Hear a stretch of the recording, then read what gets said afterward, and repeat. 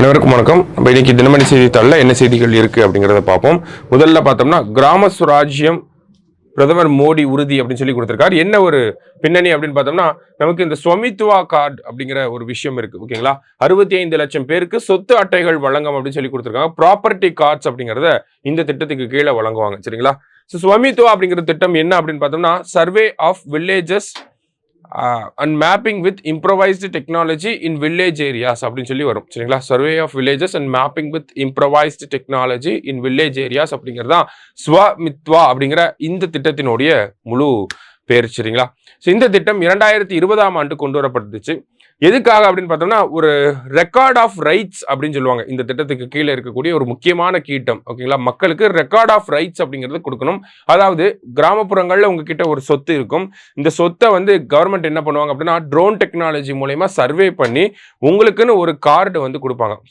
சொத்து அட்டை அப்படின்னு சொல்லுவாங்க. அதான் 65 லட்சம் பேருக்கு சொத்து அட்டைகள் அப்படின்றத கொடுத்துருக்காங்க. ப்ராப்பர்ட்டி கார்டு அப்படின்னு சொல்லுவாங்க. இந்த ப்ராப்பர்ட்டி கார்டு வச்சு நீங்க என்ன பண்ண முடியும்னா, பேங்க்ல கொடுத்து லோன் வாங்கிக்க முடியும். ஸ்வமித்வா கார்டு இருந்துச்சுன்னா லோன் அப்படிங்கிறது ஈஸியா கிடைக்கும். ஓகேங்களா, சோ அது ஒரு அப்ஜெக்டிவ். அடுத்ததா பாத்தீங்க அப்படின்னா, இந்த சொத்து பிரச்சனைகள் வராம இருக்கிறத தடுக்கிறதுக்காகவும் கொண்டு வந்திருப்பாங்க. அடுத்தது அரசாங்கத்துக்கும் ஒரு டேட்டா பேஸ் அப்படிங்கிறது தேவைப்படுச்சு. எதுக்காக இந்த டேட்டா பேஸ் தேவைப்படுச்சு அப்படின்னா, நமக்கு வந்து வில்லேஜ் பிளானிங்க்கு தேவைப்பட்டுச்சு. அடுத்ததா பார்த்தோம்னா, நமக்கு வில்லேஜஸ்லாம் அந்த ப்ராப்பர்ட்டி டாக்ஸ் சொத்து வரி அப்படிங்கிறது போடுவாங்க. ஸோ அதை கரெக்டான முறையில் செயல்படுத்துறதுக்கும் இந்த ஒரு சொத்து அட்டைகள் அப்படிங்கிறது தேவைப்படுச்சு. ஸோ இந்த மாதிரியான காரணங்களுக்காக தான் ஸ்வமித்வா அப்படிங்கிற திட்டம் 2020ஆம் ஆண்டு கொண்டு வரப்பட்டுச்சு. ஸோ இப்போ ஒரு 65 லட்சம் பேருக்கு பார்த்தோம்னா ஸ்வமித்வா சொத்து அட்டைகள் அப்படிங்கிறது வழங்கப்பட்டிருக்கு. இதோட சேர்த்து பார்க்குறப்ப கிட்டத்தட்ட 2.24 கோடி மக்களுக்கு இந்த ஸ்வமித்வா திட்டத்தினால பயனடைஞ்சு இருக்காங்க. சரிங்களா, ஸ்வமித்வா மாதிரியே இருக்கக்கூடிய திட்டம் தான் பூ ஆதார் அப்படிங்கிற திட்டம்.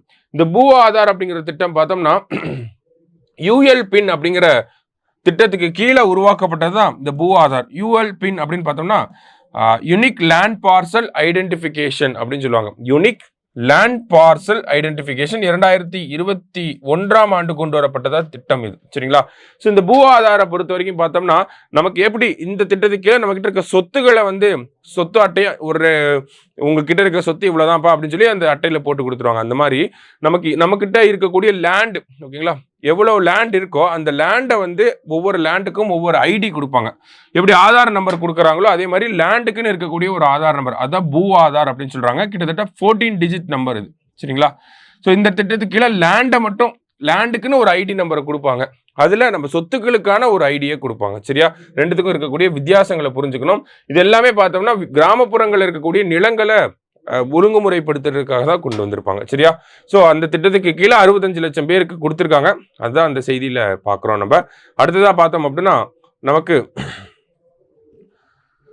யாழ்ப்பாணம் கலாச்சார மையத்துக்கு திருவள்ளுவர் பெயர் அப்படின்னு சொல்லி கொடுத்துருக்காங்க. அதாவது யாழ்ப்பாணம், ஜாஃப்னா அப்படின்னு இங்கிலீஷில் சொல்லுவாங்க. யாழ்ப்பாணம் பகுதியில் இந்திய அரசாங்கத்தினுடைய நிதி உதவியின் பேரில் ஒரு கலாச்சார மையம், கல்ச்சுரல் சென்டர் அப்படிங்கிறது உருவாக்கப்பட்டிருக்கு. சரிங்களா, ஸோ அந்த கலாச்சார மையத்துக்கு இலங்கை அரசாங்கம் யாருடைய பெயரை சூட்டி இருக்காங்க அப்படின்னு பார்த்தோம்னா, திருவள்ளுவர் அவர்களை பெயரை சூட்டி திருவள்ளுவர் கலாச்சார மையம் அப்படின்னு சொல்லி அழைக்க போறாங்க. சரியா, ஸோ இது ஒரு முக்கியமான செய்தியாக இருந்துச்சு. மற்றபடி பார்த்தோம்னா இன்னைக்கு பெரிய அளவில் வேறு செய்திகள் எதுவும் இல்லை. மீண்டும் நாளை செய்தித்தாள் வாசிப்பில் சந்திக்கலாம். நன்றி.